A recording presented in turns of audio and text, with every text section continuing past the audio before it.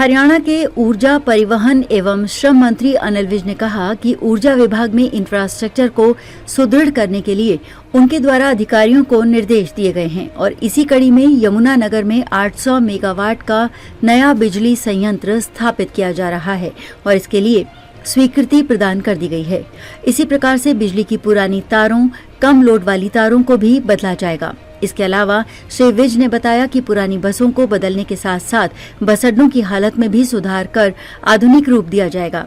उन्होंने बताया कि हर जिले में ड्राइविंग स्कूल स्थापित होंगे और प्रत्येक जिले में ऑटोमेटिक वॉशिंग मशीन सिस्टम और ऑटोमेटिक सिस्टम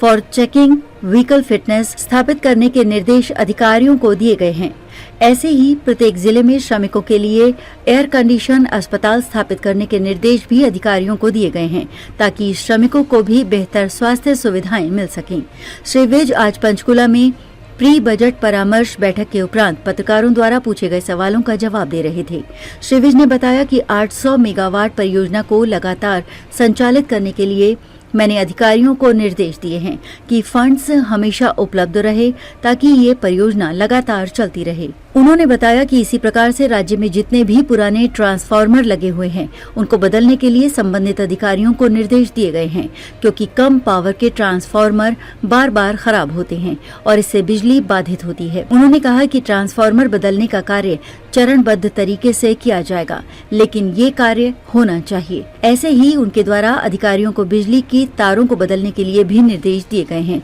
क्योंकि अब लगातार लोगों के घरों में लोड बढ़ रहा है, जबकि पुरानी तारों की लोड लेने की कैपेसिटी कम है और जहां भी तारों की लोड लेने की कैपेसिटी कम है उन तारों को बदला जाएगा। राज्य के परिवहन मंत्री श्री विज ने बताया कि इसी प्रकार से रोडवेज में जो पुरानी बसें हैं और जो एनसीआर में से वापस मंगवाई गई हैं वो काफी पुरानी हो चुकी हैं और ऐसी पुरानी बसों को बदला जाएगा।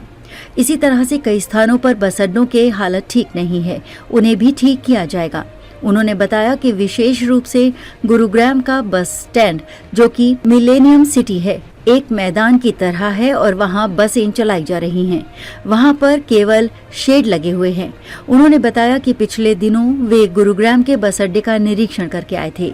परिवहन मंत्री ने बताया कि हर जिले में ड्राइविंग स्कूल स्थापित करने के लिए उनके द्वारा निर्देश दिए गए हैं ताकि लोगों को, विशेषकर युवाओं को वाहन चलाने के सभी नियम और तकनीक समझ में आ सके। इससे एक जागरूक और नियमों का पालन करने वाले वाहन चालकों द्वारा सड़क दुर्घटनाओं में कमी लाई जा सकेगी। इसी प्रकार से प्रत्येक जिले में ऑटोमेटिक वॉशिंग मशीन सिस्टम लगाने के भी निर्देश अधिकारियों को उनके द्वारा दिए गए हैं ताकि वाहनों की साफ सफाई जल्द सुगम तरीके से हो सके।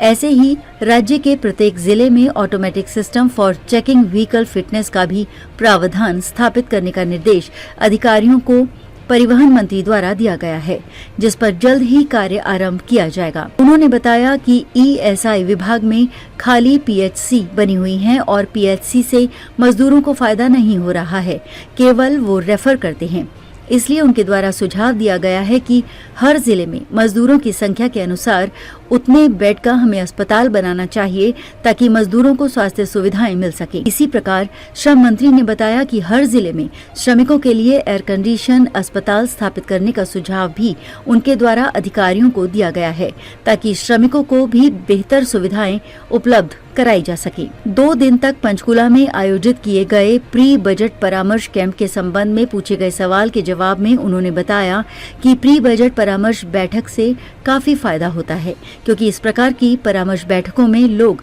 अपनी बातें रखते हैं और सरकार को एक अवसर प्राप्त होता है जिससे कि सरकार इस प्रकार की बातें भी बजट बनाते समय जोड़ सकती है। प्री बजट परामर्श बैठक में कर्ज कम करने को लेकर रखी गई बात के संबंध में पूछे गए सवाल के जवाब में उन्होंने बताया कि ये बात रखी गई है और ये सब देखकर आगे बढ़ना होता है और सरकार ने इसके लिए एक सीमा निर्धारित की है और सीमा के अंदर ही रखा जाएगा। हरियाणा विधानसभा का बजट सत्र शुरू होने वाला है और अभी तक विपक्ष का नेता नहीं चुना गया है के संबंध में पूछे गए सवाल के जवाब में उन्होंने तंज कसते हुए कहा